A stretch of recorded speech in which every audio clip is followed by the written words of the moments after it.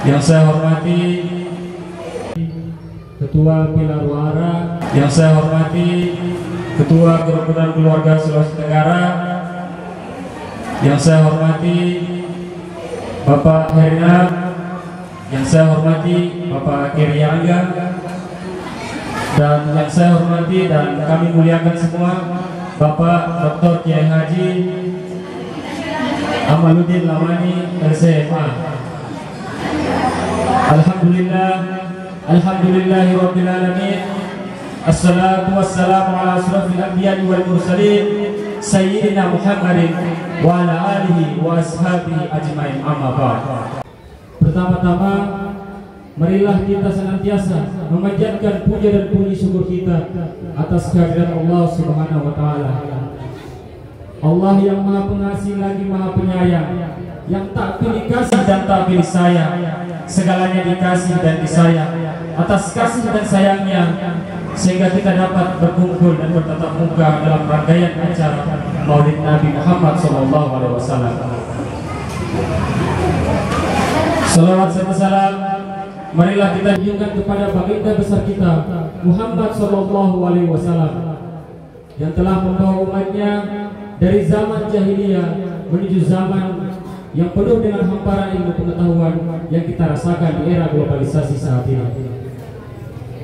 Ketiga kalinya, izinkanlah saya sebagai pembawa acara membacakan susunan acara pada malam hari ini.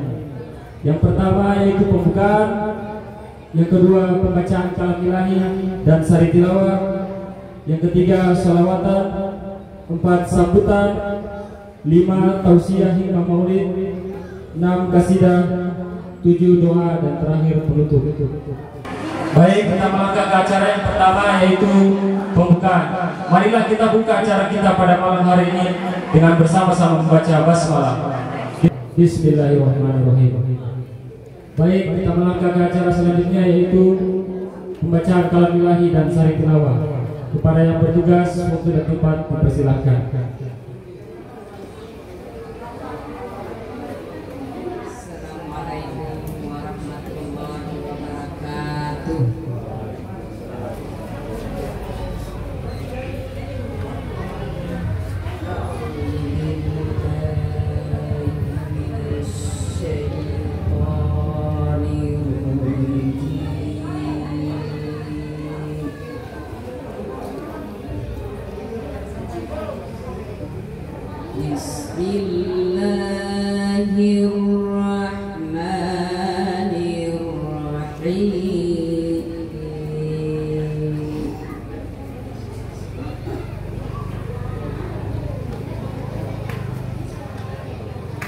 Laqad kana lakum fi rasulillahi uswatun hasanah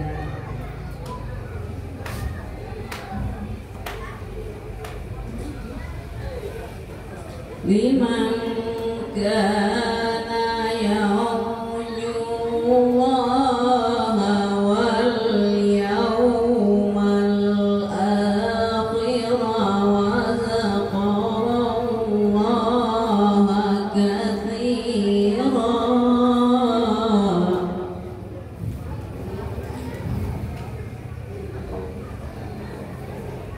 Walamma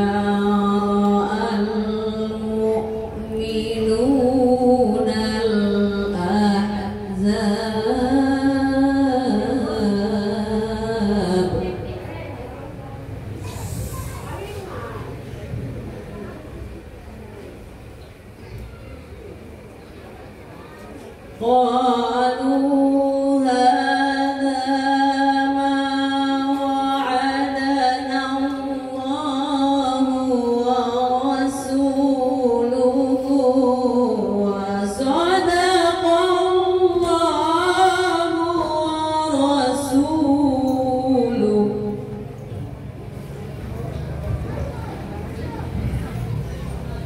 وما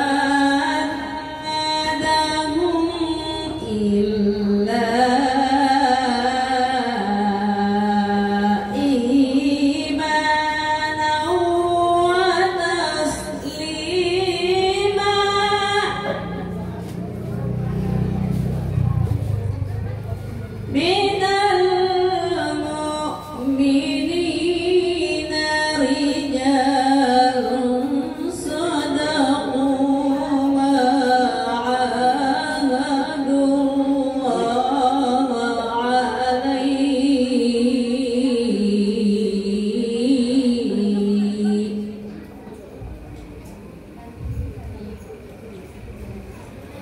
فمنهم من قضى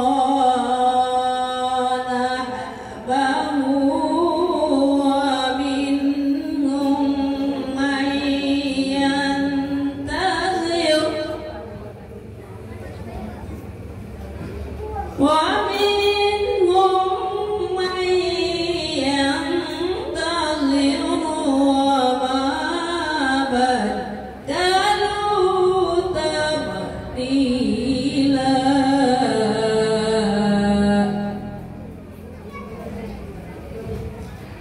ليجزي الله الصادقين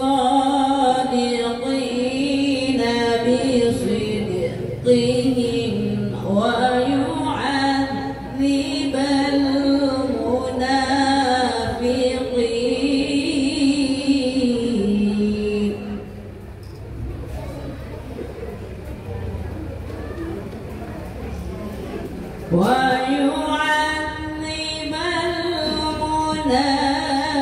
المنافقين إن شاء أو يتوب عليهم إن الله كان غفورا رحيما. صدق Allahul Azim. Engkau berlindung kepada Allah dari godaan syaitan yang terkutuk dengan menyebut nama Allah yang Maha Pengasih lagi Maha Penyayang. Sungguh telah ada pada diri Rasulullah suri teladan yang baik bagimu, yaitu bagi orang yang mengharap rahmat Allah dan kedatangan hari kiamat dan yang banyak mengingat Allah. Dan ketika orang-orang mukmin melihat golongan-golongan yang bersekutu itu, mereka berkata, inilah yang dijanjikan Allah dan Rasul-Nya kepada kita. Dan dengarlah Allah dan Rasul-Nya, dan yang kemudian itu makin menambah keimanan dan keislaman mereka. Di antara orang-orang mukmin itu ada orang-orang yang menepati apa yang telah mereka janjikan kepada Allah.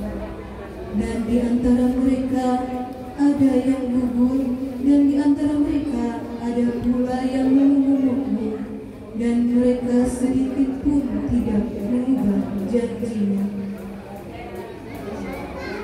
Maha benar Allah dengan segala firman.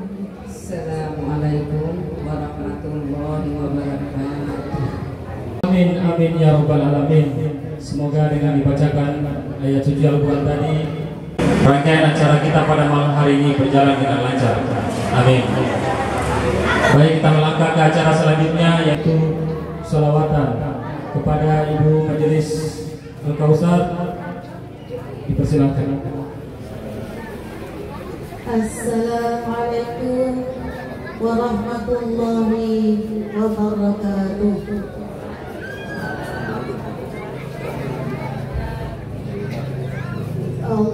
Allahumma salli wa sallim wa barik alaihi.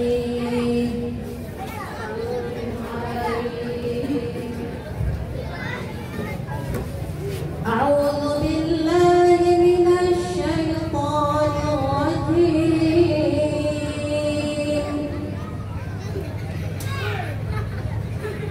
Bismillahirrahmanirrahim.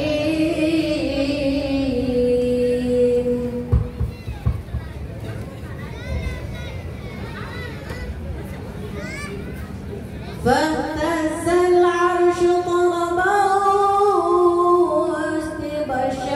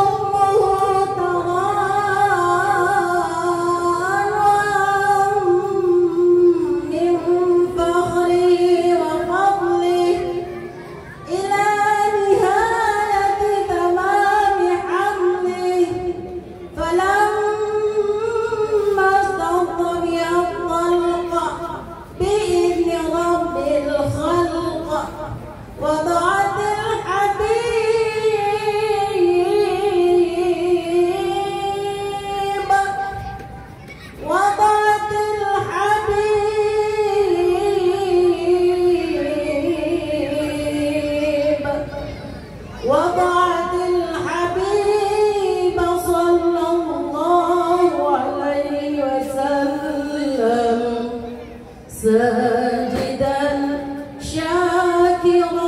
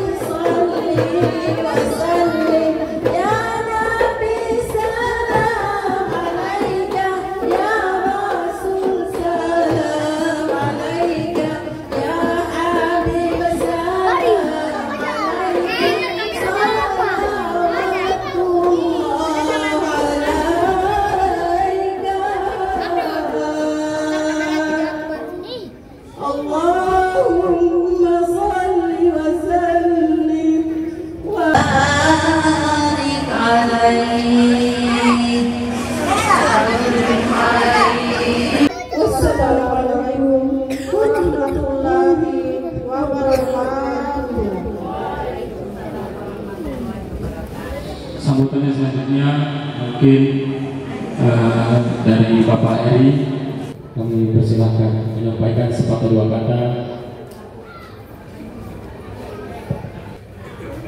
Assalamualaikum warahmatullahi wabarakatuh. Salam sejahtera buat kita semua. Pertama-tama kita mengucap syukur karena kasih dan kemurahan Tuhan di malam hari ini kita dapat berkumpul bersama dengan keluarga besar Sulawesi Tenggara, secara khusus Pilar yang berkenan mengajak seluruh warga untuk memperingati Maulid Nabi Muhammad SAW di saat ini. Yang kami hormati Yai Haji Amaluddin Mandi yang berkenan hadir di dia. Selamat datang. Mari kita beri aplaus buat Dr. Nanti selamat datang di Kota Karangpanas, Pulau Bulat, karena Papua. Jauh-jauh beliau hadir di sini, maka beliau lah yang akan berbicara lebih banyak buat kita untuk serangan rohani di malam hari ini. Yang saya hormati pengurus Sulawesi Tenggara beserta secara khusus ketua dan seluruh pengurus Pilar Utara yang berkenan mengundang kami hadir, seluruh Bapak Ibu warga umat yang berkenan hadir di malam hari ini. Hari ini kita merayakan Maulid Nabi Muhammad, di mana kita diingatkan semua untuk terus meneladani, mengikuti jejak ajaran dari Rasul yang telah diberikan kepada kita dalam kehidupan kita. Hari ini kita kumpul berada di dia, walaupun di tanah rantau, tapi ikatan kebersamaan dan persaudaraan terus kita jalin dan silaturahmi ini kita jaga bersama. Hal yang selalu saya ingin katakan adalah Bapak Ibu boleh merayakan kegiatan apapun lewat pilar, lewat organisasi, tapi Bapak Ibu adalah orang dia, dan jangan dirasain kami keluarga pendatang di dia. Kamu bukan pendatang, kamu adalah orang dia yang ikut bertanggung jawab untuk kota tanah dan negeri. Selamat merayakan dan memperingati Maulid Nabi Muhammad SAW. Mari kita terus jaga silaturahmi kita biar harus aman, damai dan tentram, dan kita hidup di tanah ini menjadi berkah bagi kita semua. Wassalamualaikum warahmatullahi wabarakatuh.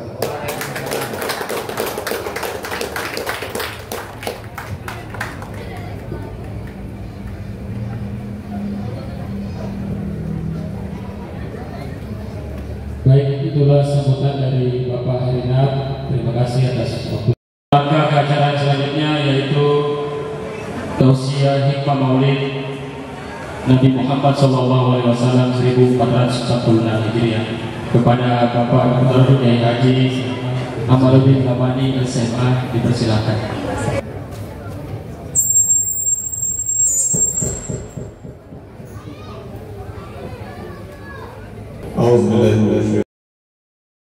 Banyak kisah-kisah, tapi kita ringkas-ringkas saja. Zaman sekarang ini, baik Muslim, baik bukan Muslim, bahasanya sama. Kalau Profesor Rama Krishna Rao, kalau sudah kita sebut nama Rama Krishna, ini kita sudah bisa tebak kira-kira dari aliran mana. Profesor Rama Krishna Rao, dia mencatat Kehebatan Nabi ini, the warrior, the apostle, the statesman, negarawan, businessman, semua dia sebut satu-satu. Kemudian di ujungnya, in this all department, di semua departemen dan bagian ini, he is like a hero. Dia adalah hero. Ini Profesor Rama Krishna Rao. Kemudian di salah satu kesimpulannya beliau mengatakan, he is the perfect man for the human life. Dia adalah manusia sempurna untuk dijadikan contoh untuk seluruh umat manusia. Itu Profesor. Mahatma Gandhi, when I close the second volume of the biography of Muhammad, begitu saya tamat volume kedua, jilid 2 dari cerita tentang Muhammad, maka dia bilang, it was so sorry. Saya merasa ada lagi nggak? Ini Mahatma Gandhi. Salah seorang penulis 100, the most influential person in history. 100 tokoh paling berpengaruh di dunia, bukan Muslim. Dia letak Muhammad nomor 1. Kemudian dia bilang, my choice of Muhammad to lead the world list of most influential person in history may surprise some readers. Saya meletakkan Muhammad untuk nomor 1. Itu bisa membuat, saya sudah pastikan akan membuat orang bertanya-tanya, kenapa saya bukan Muslim, saya meletakkan Muhammad nomor 1. But he was the supremely successful. Dia adalah manusia satu-satunya yang sukses secara sempurna in all both level. Dalam dua aspek, religious level, secular level. Dalam aspek agama, dalam aspek kehidupan. Bukan Muslim. Lamartine 1936, ilmuwan Prancis. Dia menulis buku If Greatness of Purpose, bahwa tujuan visi besar, smallness of means, yang dipakai sarana untuk mensukseskannya biasa-biasa, kecil saja. An astounding result, keberhasilan yang luar biasa. Kalau ini ada 3 criteria of the human genius, kalau ini 3 ukuran untuk mengatakan manusia itu hebat, dia bilang apa? Who could dare to compare any great leader in modern with Muhammad? Siapa yang bisa membandingkan kehebatan Muhammad dengan pemimpin-pemimpin dunia yang lain? Itu bukan Muslim yang bicara. Tapi bagaimana kalau kita menyaksikan, kalau kita baca kehidupannya oleh sahabat-sahabatnya, bagaimana memperlakukan orang lain, memang very, very spektakuler, sangat spektakuler.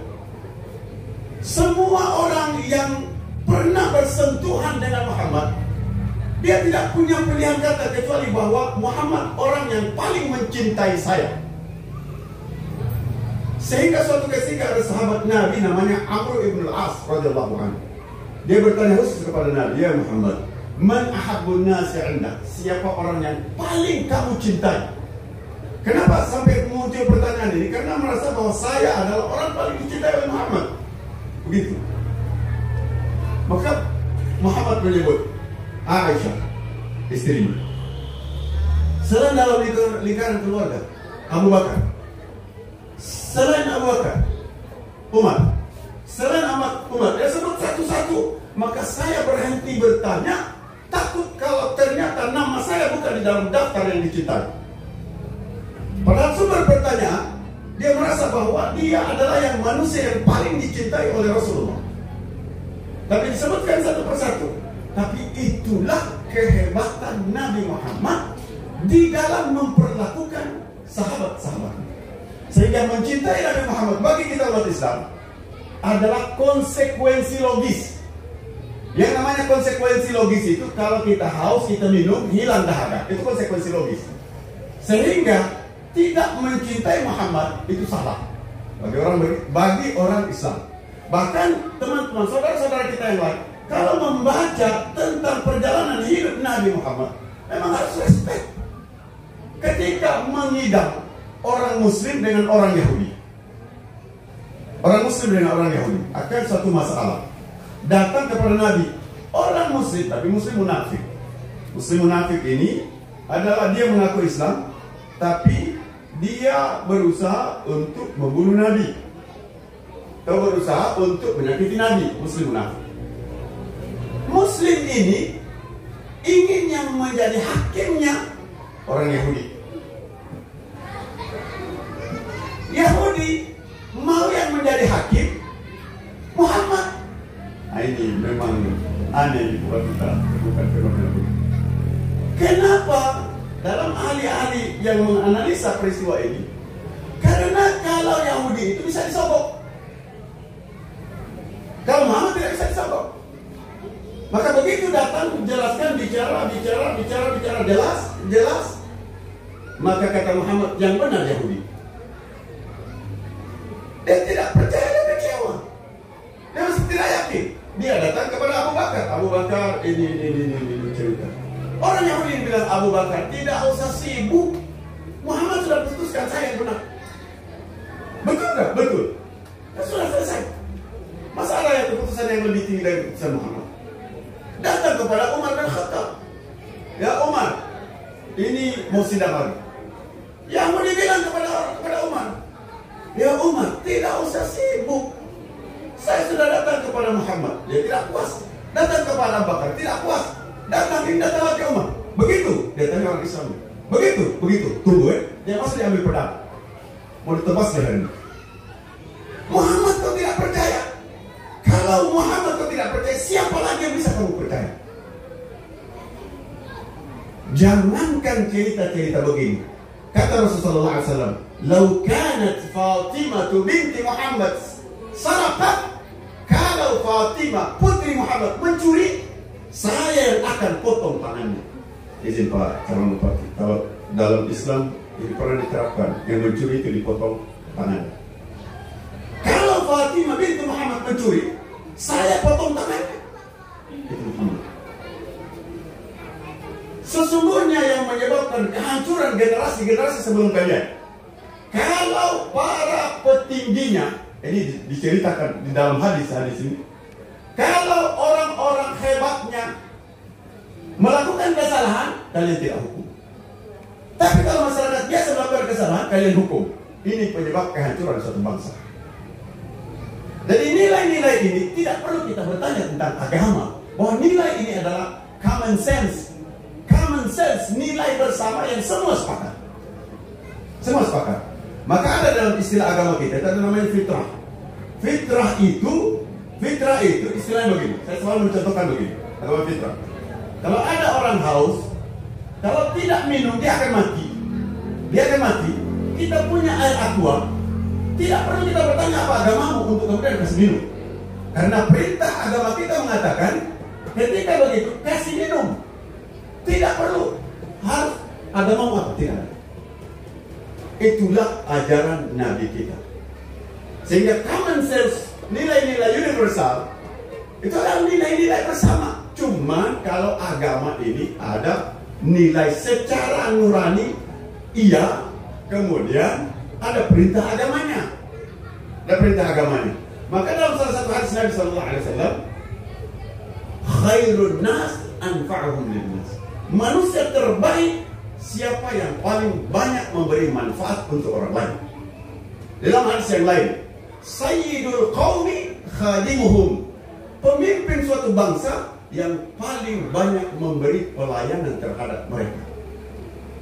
Ini kan kalau cerita-cerita, izin Pak, sudah mulai kampanye, sudah mulai kan, artinya, tapi itu tidak salah. Tetapi bahwa kita yang namanya manusia, kita cerita tadi dengan Bapak ini, sering ketemu dengan masyarakat kita, sering ini. Inilah yang kemudian jiwa-jiwa ini tersambung, walaupun mungkin ada perbedaan, tapi ketersambungan jiwa ini adalah perkara yang tidak bisa dipungkiri. Saya punya tetangga minta maaf Muslim, tidak pernah peduli dengan saya. Tetangga bukan Muslim, peduli dengan saya. Ketika saya ada masalah, saya kesini. Saya akan kesini. Kenapa? Karena kalau saya ada masalah, dia peduli dengan saya. Kalau saya tidak ada masalah, dia tidak peduli dengan saya. dan itu bertentangan dengan perintah agama. Maka Nabi kita ini luar biasa. Adi Ibn Hatim At-Ta'i, salah seorang raja di Arab, belum masuk Islam, putrinya ditawan oleh Rasul. Kemudian datang Rasul tahu ini adalah Adi Ibn Hatim. Diajaklah Adi Ibn Hatim ini ke rumah Rasulullah.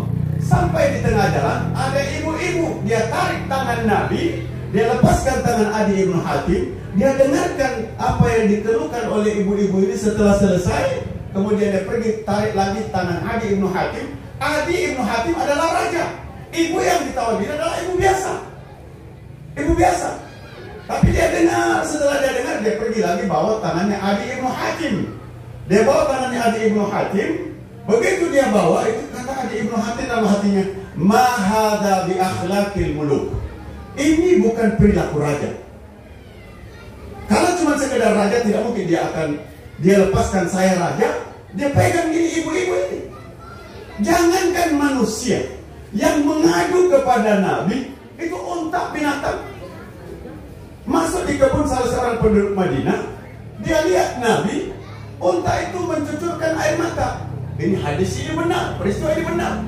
Mencucurkan air mata, kemudian datang kepada Nabi, menyandarkan kepada Nabi, kemudian dia cerita kepada Nabi.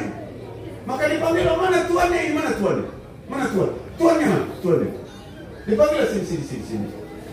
Unta kamu ini mengadu. Dia mengadu. Apa yang dia adukan? Kasratal kulab wa qillatal ulaf. Terlalu banyak beban, upahnya sedikit. Nah ini teman-teman ini, kalau saya di Manokwari kemarin saya ingatkan itu. Kita minta orang-orang dari kampung kerjanya 24 jam. Sampai mau stres ini keluarga kita ini, kita kasih kerja terus. Gaji pas-pasan. Jangan. Ini unta saya itu mengadu kepada Nabi, lapor, ini terlalu banyak bebannya, terlalu banyak beban. Karena memang kita yang punya hati nurani, kita tahu. Dan Nabi kita ini, jangankan dengan pekerja, dengan hamba sahaya. Dulu masih zaman dulu, masih ada cerita hamba sahaya. Hamba sahaya ini di Arab dulu, sebelum Nabi diutus, hamba sahaya itu sudah biasa. Nabi itu diutus itu membebaskan hamba sahaya. Maka salah satu hukuman di dalam agama, kalau kamu ingin bebas dari dosa ini, bebaskan hamba sahaya. Di zaman Nabi itu ada hamba sahaya. Hamba sahaya itu ibaratnya manusia sudah dicabut hak-hak kemanusiaannya. Sampai kalau disuruh kerja untuk mau bertanya saja, kenapa saya harus buat ini? Dia tidak punya hak untuk bertanya. Ibaratnya kalau disuruh kau cabut pohon kelapa itu, bagaimana saya mau cabut? Tidak punya hak untuk bertanya. Pokoknya perintahnya kau cabut pohon kelapa itu. Ada pasar kambing, pasar unta, pasar hamba sahaya. Bisa tawar menawar. Ini gemuk, wah ini berapa harganya yang gemuk ini? Pasti kuat tenaganya ini kalau kerja. Ini berapa? Yang ini 1.000 rial, 950 rial bisa. Habis angkat. Dan ini yang kursi mati juga tidak, hidup juga tidak. Ini kursi berapa ini? Ini 500 rial. Kurus 500 rial, digoyang dikit patah ini. Sudah 50 rial. Boleh enggak? Boleh, ambil saja. Ini memang pembawa sial. Maksudnya pasarnya ada. Yang dijual itu bukan binatang ternak, yang dijual itu manusia. Punyalah Nabi ini hamba sahaya, Zaid ibn Harisah, dari salah satu kampungnya diserang, anak-anak ditawan, dijuallah Zaid bin Harisah ini ke Mekah. Yang beli siapa? Keponakan keluarganya Khadijah. Setelah dibeli, dikasih hadiah. Sebagaimana yang kita beli kuda, kita kasih hadiah. Sebagaimana kita beli kasih hadiah, dikasih hadiah Khadijah. Khadijah menikah, kawin dengan Rasulullah. Dikasihlah hadiah Zaid ini dari Khadijah, dihadiahkan kepada Rasulullah. Datang bapaknya, datang masyarakat dari kampungnya, kemudian melihat, ada Zaid. Lapor kepada bapaknya di kampung, kami melihat Zaid di Mekah, di rumahnya ini. Datanglah Zaid, datanglah pamannya, datang keluarganya, saking gembiranya. Begitu mereka lihat, mereka senang. Datang kepada Muhammad, kami mau tebus. Dulu beli berapa? Dulu dibayar berapa? Nabi Muhammad bilang, tidak usah. Saya kasih pilihan saja. Saya kasih tawaran. Bagaimana kalau saya panggil Zaid? Zaidnya saya panggil. Kemudian saya suruh dia memilih. Dia mau pulang ke bapaknya kah? Atau dia mau tinggal sama saya? Kalau dia mau pulang ke bapaknya, silakan, tidak usah bayar. Tidak usah. Tapi kalau dia tinggal sama saya tidak mungkin melepas. Karena dulu kalau hamba saya sudah beli, itu barang saya. Bagaimana barang yang lain? Saya tidak mau lepas. Maka dipanggillah Zaid, tidak. Kamu kenal? Ini bapak saya. Kamu kenal? Paman saya. Ini semua saya kenal. Ini Muhammad. Dia ceritalah bahwa apa yang mereka mau. Maka kata Zaid, saya tidak mungkin tinggal, saya tidak mungkin memilih orang lain melebihi engkau. Bapaknya protes karena logika di dalam pemikiran bahwa hamba saya itu sangat menderita.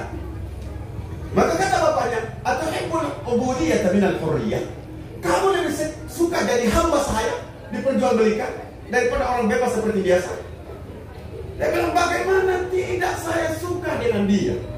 Setiap saya mengerjakan sesuatu, tidak pernah dia marah. Hei, kenapa kau buat ini? Saya tidak buat. Dia, kenapa kau tidak buat? Tidak. Tidak pernah dia bentak-bentak saya. Tidak pernah dia marah-marah saya. Dia lemah lembut, bagus. Dia lebih memilih tinggal dengan Muhammad, bukan dengan bapaknya.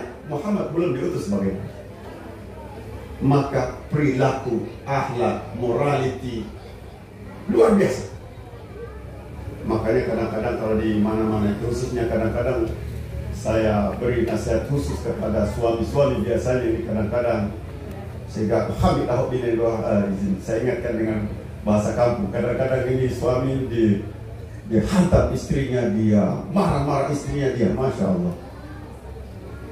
Nabi itu dia bilang khiyarukum bi ahlihi. Manusia terbaik itu manusia yang bagus dengan keluarganya. Wa ana khiyarukum bi ahli, dan saya yang terbaik dengan keluarga. Maka kalau dengan istri harus disayang-sayang. Jangan sedikit-sedikit marah, jangan sedikit-sedikit angkat suara. Apalagi dengan anak-anak kecil. Anak-anak kecil dia tidak mengerti, kasihan. Kita marah. Kamu ini anak kecil. Saya sudah bilang jangan bawa sendal keluar, jangan bawa jauh-jauh. Di sini saja. Ini dia hilang lagi. Nanti besok beli lagi. Lalu malah saya potong kaki beli. Dia mengerti apa hilang sendal dengan ada sendal. Anak usia 3 tahun, dia keluar, dia main sana, dia tinggalkan sendal di sana, dia sudah lupa. Dia pergi lagi sana, dia hilang sendalnya, dia sudah lupa. Kemarin saya beli 1 lusin, sudah habis sendal. Memang anak, ya. Ini mengerti apa anak-anak ini? Tapi kemarahan kita itu menghancurkan kecerdasan anak kita. Makanya kita bangun anak-anak, bangun dengan kasih sayang. Maka hormon kasih sayang yang kita salurkan di anak-anak ini, maka dia akan tumbuh membesar menjadi generasi yang bagus. Dan dari sekarang, dari kecil, anak-anak itu dari kecil harus sudah dibiasakan untuk membantu orang tua untuk menjadi adat dan kebiasaan. Itu menjadi karakter. Biasa, jadi adat, jadi tradisi, jadi karakter. Stephen Covey dalam salah satu bukunya, The 7 Habits, 7 kebiasaan orang-orang hebat di dunia. Dia menulis paradigma itu apa? Kemudian dari kebiasaan menjadi karakter. Maksudnya menjadi karakter ini, kalau kita cerita mau membangun generasi yang cinta Rasul, maka nilai-nilai itu kita harus ajarkan dari kecil. Dari usia kecil.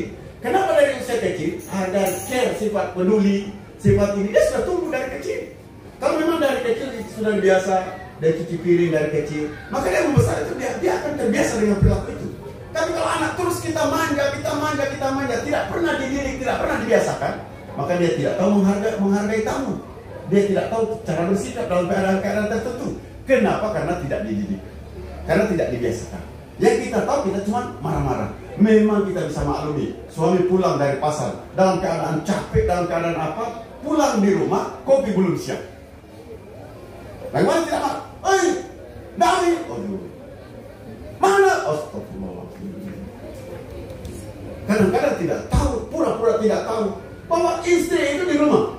Dia cuci pakaian, dia kasih rapi rumah, dia jaga anak, dia cebokkan anak, dia banyaknya daftar kerjanya, suami pulang cuma dapat mana kopi. Begitu dapat kopi, tambah rokok, suaminya terus, istri kerja terus, cuma dimarahi lagi istri. Ya Allah, maka suami yang baik, suami yang ikut Rasul. Kalau ikut Rasul sayang dengan suami, jangan pernah marah-marah. Itu yang selalu dilakukan oleh Nabi kita, oleh Rasul kita. Dan saya tutup dengan peristiwa bahwa bagaimana pentingnya menjaga hubungan persaudaraan. Saya tutup sedikit dengan ini karena mungkin tentu kita tidak bisa memungkiri bahwa ketika kita di dalam suasana seperti sekarang ini, bahwa tidak mungkin kita memaksakan seseorang untuk berada di satu kubu, tidak mungkin. Tapi bahwa kita misalnya mendukung ini, itu adalah mungkin secara umum katakan Pilar Wara mendukung Pak Heri, mendukung Pak Heri misalnya. Tapi mungkin ada 1-2 yang tidak mendukung. Bisa jadi. Maka bahwa jangan sampai perbedaan-perbedaan ini merusak payung besar. Payung besar itu saya selalu sampaikan adalah al-ukhuwah, persaudaraan. Persaudaraan itu jangan rusak. Jangan rusak karena peristiwa periodikal, artinya peristiwa 5 tahun. Peristiwa 5 tahun. Kita sering, kalau di kampung sana, karena di kampung ini kadang-kadang suami dia pilih calon anggota dewan satu, istri dia pilih anggota dewan yang lain. Anggota dewan yang tadinya ini suami istri bertengkar, ini gara-gara saya dukung ini, saya dukung ini. Yang didukung oleh suami istri ini, mereka sudah jalan ke Jakarta sama-sama, beli tiket sama-sama, biasa ngobrol. Suami istri belum bisa ngobrol berdua. Padahal anggota dewan sudah cerita-cerita, bagaimana? Kita ke Jakarta, kabar ke Jakarta. Waktu mereka mau dipilih, ini suami istri bertengkar ini. Gara-gara satu dia dukung sana, satu dia dukung sini. Ini yang rusak siapa? Yang rusak kita. Yang rusak kita. Maka peristiwa begini kita jaga. Kita jaga dan tentunya saya selalu sampaikan di mana-mana. Yang namanya persatuan itu penting. Persatuan itu penting. Kalau misalnya kita bersatu, kemudian kita kalah, kita tetap bahwa persatuan yang menjadi harapan. Dan Nabi itu dalam berbagai macam peristiwa harus rela tidak melakukan demi menjaga hubungan di antara sahabat-sahabatnya. Saya tutup dengan peristiwa contoh sebelum perang, dalam perang Bani Quraisyah. La yusalliyanna ahadukumul asra illa fi Bani Quraisyah. Tidak boleh ada yang sholat asar kecuali di Bani Quraisyah. Maka di dalam memahami teks ini ada yang bilang, Nabi kita harus cepat-cepat ke Bani Quraisyah. Begitu sampai di tengah jalan, Bani Quraisyah masih jauh. Sebagian maksud Nabi itu bahwa kita harus secepatnya pergi. Yang lain tidak, bahwa Nabi itu bilang kita harus sholat di Bani Quraisyah. Maka sebagian kelompok sholat di tengah jalan, sebagian kelompok lain sholat sampai di Bani Quraisyah sudah selesai sholat Isya. Maka kemudian lapor, ya Rasul ini mereka sholat sana, Rasul mereka sholat. Maka Rasul tidak menyalahkan ini, Rasul tidak menyalahkan ini. Demi apa? Demi persatuan. Demi persatuan. Di dalam perang Uhud yang dahsyat itu, yang kemudian 50 orang yang ditempatkan di gunung untuk menjaga benteng kaum muslimin, begitu mereka diserang, mereka melanggar perintah komandan. Kan perintah Rasul, apapun yang terjadi, jangan pernah turun sampai ada perintah. Ini kadang-kadang pentingnya kita di dalam hidup bernegara, bermasyarakat. Kalau komandan sudah bilang, kalau memang tidak perlu diceritakan apa hikmahnya, kenapa, jangan. Pokoknya selama saya belum perintahkan turun, jangan ada yang turun. Walaupun kami yang di bawah gunung ini sudah diperebutkan oleh serigala, sudah dicincang oleh burung-burung yang pemakan manusia, sudah habis kami ini, sebelum ada perintah kalian jangan turun. Gara-gara turun ini sebelum ada perintah kemudian kalah. Tapi bukan kemudian demi persatuan, bukan kemudian kamu ini gara-gara kamu kita kalah, gara-gara kamu kita kalah. Tidak. Karena perjuangan itu mungkin sekarang dulu, mungkin yang akan datang. Bahwa pentingnya saling menjaga kepercayaan. Dan orang yang tadinya dia merasa bersalah, kemudian kita tarik lagi, maka kesalahan itu dia akan tebus dengan usaha dan kerja keras untuk membangun kepercayaan kembali dari orang yang dia percaya. Mudah-mudahan kita bisa menjadikan Nabi sebagai teladan kita di dalam keseharian dan kehidupan kita, dan di hari kiamat nanti dikumpulkan bersama kekasih kita Muhammad sallallahu alaihi wasallam. Mohon maaf. Assalamualaikum warahmatullahi wabarakatuh.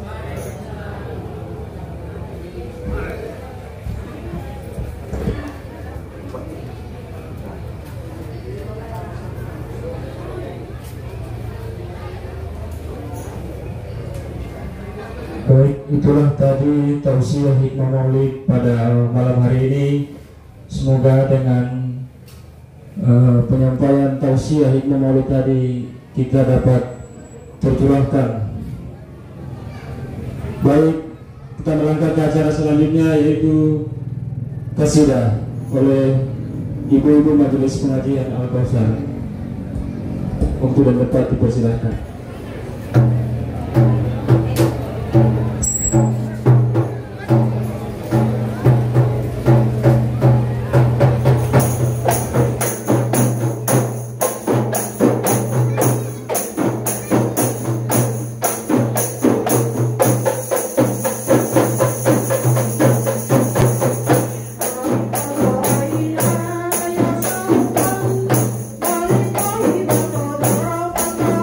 Bye.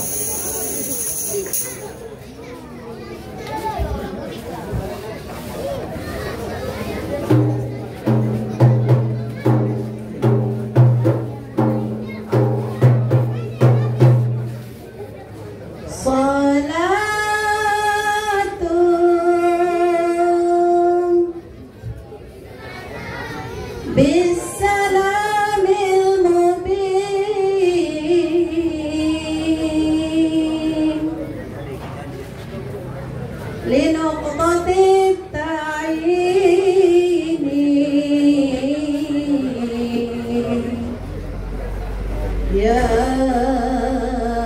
gharami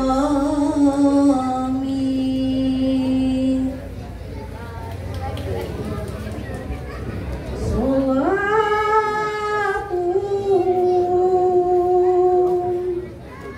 Bisalabil mubin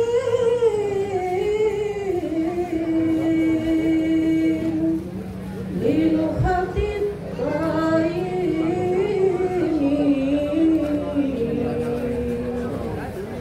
Ya